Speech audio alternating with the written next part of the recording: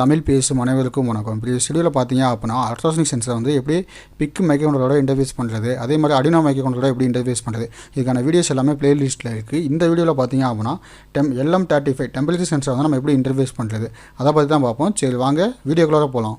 இப்போ தான் இந்த யூடியூப் சேனல் நீங்கள் ஃபஸ்ட்லேருந்து பார்க்குறீங்க அப்படின்னா கீழே இருக்க ரெட் கலர் ஐக்கானை ப்ரெஸ் பண்ணி சப்ஸ்கிரைப் பண்ணிக்கங்க. கூடவே பக்கத்தில் இருக்க பெல் ஐக்கானை ப்ரெஸ் பண்ணி ஆல்னு கொடுத்துங்க. அப்போ தான் நம்ம யூடியூப் சேனலில் போடுற வீடியோஸ் உங்களுக்கு இமீடியட் நோட்டிஃபிகேஷன் வந்து அப்டேட் ஆகும். இதில் என்னன்னா பேசிக் LM35 அப்படிங்கிறது ஒரு டெம்பரேச்சர் சென்சர். இப்போ டெம்பரேச்சர் சென்சர் என்னென்னா ஒரு ஏடிசி, ஒரு அனலாக் அவுட்புட். ஓகே, நம்ம ப்ரீவியஸாக எப்படி ஏடிசி பார்த்தோமோ அதே சேம் கோடிங் தான்.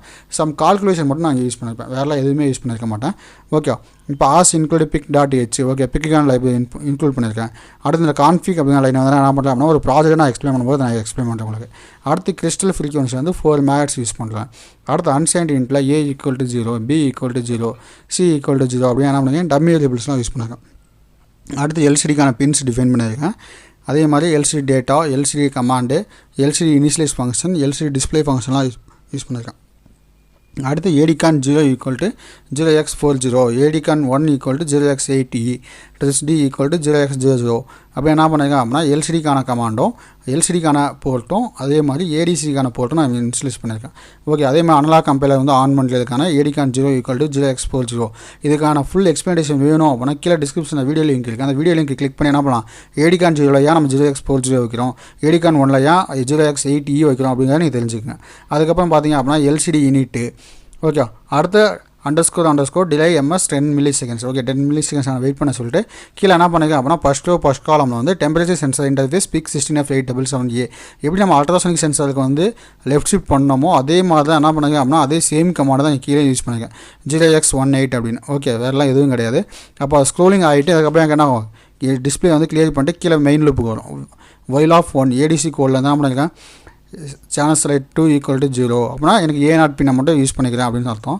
அடுத்து ADAன்னா அனலாக் டு டிஜிட்டல் கன்வெர்ட்டர் வந்து ஆன் பண்ணிக்கிறேன். அப்போ ஏடிசிக்கான கோடிங் என்ன பண்ணுறேன் கீழே டிஸ்கிரிப்ஷனில் லிங்க் தான், அந்த லிங்கை கிளிக் பண்ணி ஃபுல் வீடியோ வாட்ச் பண்ணுங்கள். இப்போ நான் எந்த இடத்துல எடிட் பண்ணேன் அப்படின்னா A = A + address L divided 2.05. அப்போ நீங்கள் 2.05 போட்டிங்க அப்படின்னா என்ன ஆகும், 3 டிஜிட் வேல்யூவில் கரெக்டாக நமக்கு என்ன ஆகும் 32 டிகிரி செல்சியஸ் இல்லை 33 டிகிரி செல்சியஸ். இப்போ கரண்டில் என்ன டெம்பரேச்சர் இருக்கோ அந்த டெம்பரேச்சர் வந்து என்ன ஆகும் உங்களுக்கு வந்து எல்சிடி டிஸ்பிளேல கரெக்டாக ஷோ ஆகும். அதில் எந்த இஷ்யூமே இல்லை, பர்ஃபெக்டாக தான் அந்த கோடிங் ஒர்க் ஆகும்.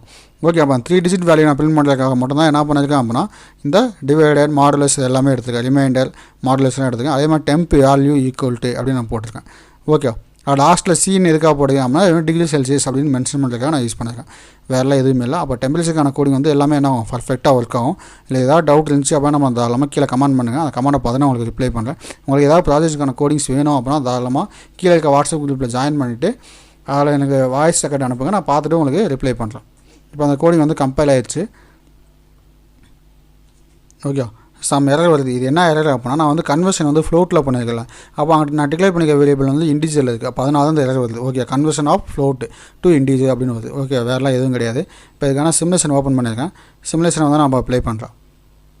ஓகே, இந்த டெம்பரேச்சர் சென்சர் எங்கே எடுத்தேன் அப்படின்னா நீங்கள் வந்து இந்த பிக் ஃப்ரம் லைப்ரரிஸில் போயிட்டு LM35 டைப் பண்ணிங்கனாவே என்ன உங்கள் டெம்பரேச்சர் சென்சர் சொல்லுவாங்க. இப்போ பார்த்தீங்க அப்படின்னா நான் என்ன பண்ணுறேன் LM35 அப்படின்னு டைப் பண்ணாவே என்ன ஆகுது, 2 3 4 இருக்குது. நீங்கள் என்ன பண்ணலாம், ஃபஸ்ட்டு ஒன்று பார்த்தீங்க அப்படின்னா டெம்பரேச்சர் சென்சர் தான்.